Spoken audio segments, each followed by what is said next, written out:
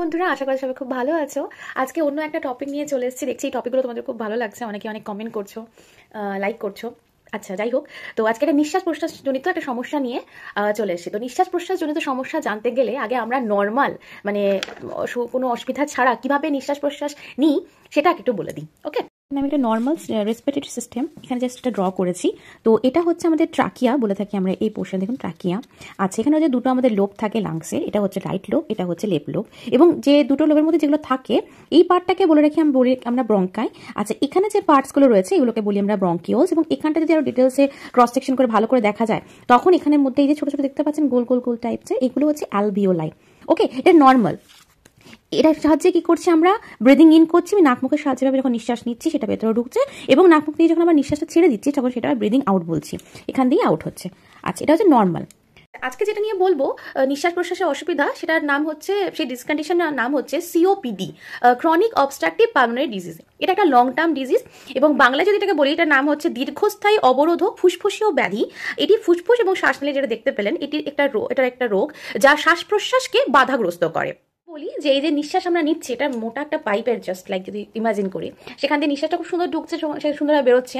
সিওপিডির ক্ষেত্রে কি হবে, এই যে মোটা পাইপটা সেটা যদি সরু হয়ে যায়, সংকুচিত হয়ে যায়, তাহলে নিঃশ্বাস কিন্তু ভালোভাবে আসবেও না, বেরোবেও না, তাহলে সেখানে সমস্যাটা হবে। এখানে ড্র করেছি দেখুন, এই যে ব্রঙ্কিওলস এর কথা বলেছিলাম, নর্মালি থাকে সে যে ব্রঙ্কিওল, এগুলো নর্মাল, এটা হেলদি টিস্যু। যখন সিওপিডি হচ্ছে কি হচ্ছে, দেখুন জায়গাটা সংকুচিত হয়ে গেছে, ছোট হয়ে গেছে, এখানে তাহলে নিঃশ্বাস প্রশ্বাস নিতে সমস্যা হচ্ছে।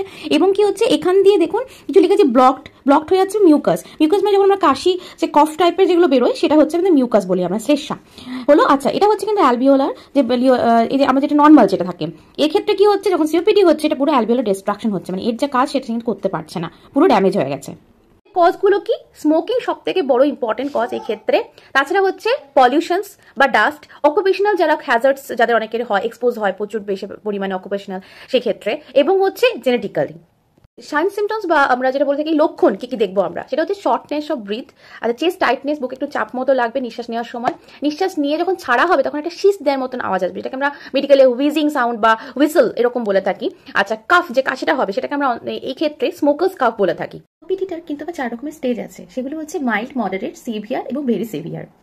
এবার তাহলে ট্রিটমেন্টে চলে আসি। ট্রিটমেন্ট কি করতে হবে, আমাকে ফার্স্টে চেষ্টা করতে হবে যেখান থেকে আমার এই পলিউটেন্টের অসুবিধা হচ্ছে, মানে পলিউটেন্টের জন্য যদি অসুবিধা হচ্ছে বা কোনো ডাস্ট থেকে, তাহলে সেখান থেকে আমাকে অ্যাভয়েড করতে হবে।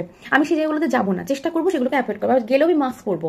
আচ্ছা, তাহলে নিঃশ্বাস প্রশ্বাসের কষ্টটা কম হবে। আচ্ছা, তাছাড়া হচ্ছে যে অক্সিজেন থেরাপি নিতে পারি আমি, কারণ অক্সিজেন থেরাপি আমার এখানে খুব ভালো কার্যকরী হবে।